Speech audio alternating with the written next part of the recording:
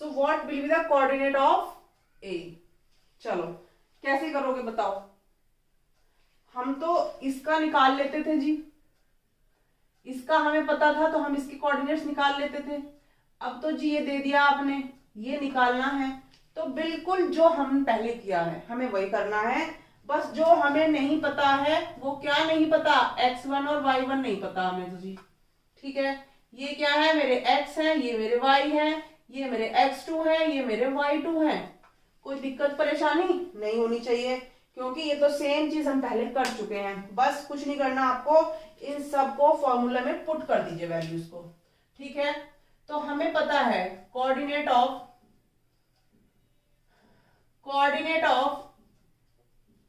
x हम कैसे find out करते थे बेटा, कैसे फाइंड आउट करते थे,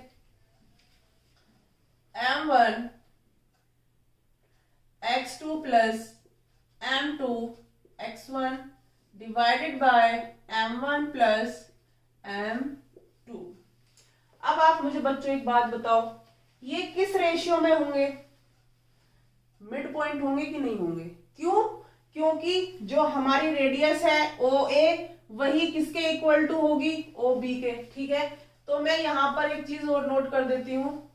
चलो पहले मैं y का भी लिख देती हूं, m1 y2 plus m2 y1 divided by m1 plus m2। ये फॉर्मूला मुझे यूज करना है, ठीक है, ये मुझे समझ आ गया। तो मैं इसके सामने एक चीज लिख देती हूं, एज वी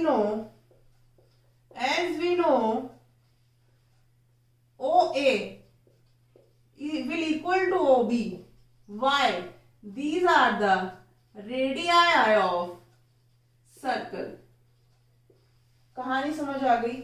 OA किसके इक्वल टू है, OB के।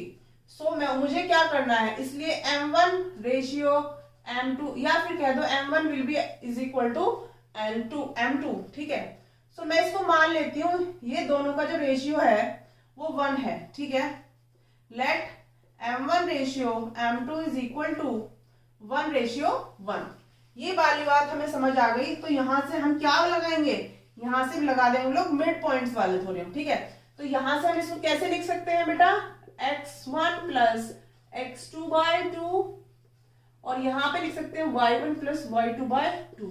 किसी को कोई प्रॉब्लम, कोई कंफ्यूजन नहीं होनी चाहिए, क्योंकि हमने जो भी प्रीवियस क्वेश्चन किया था उसमें भी यही थ्योरम, हमने यही वाला फॉर्मूला यूज किया था। क्योंकि जब हमारे m1 और m2 इक्वल हो जाते हैं तो हमारे ये वाले फॉर्मूले लग जाते हैं। ठीक है, चलो अब हमने इतनी कहानी समझ ली, अब हम इसको फटाफट से अप्लाई भी कर देते हैं। सो x की वैल्यू क्या है बेटा, x क्या दिया हुआ है हमें, नाउ x कितना दिया हुआ है, 2 दिया हुआ है। x1 कितना दिया हुआ है हमें पता नहीं है जी।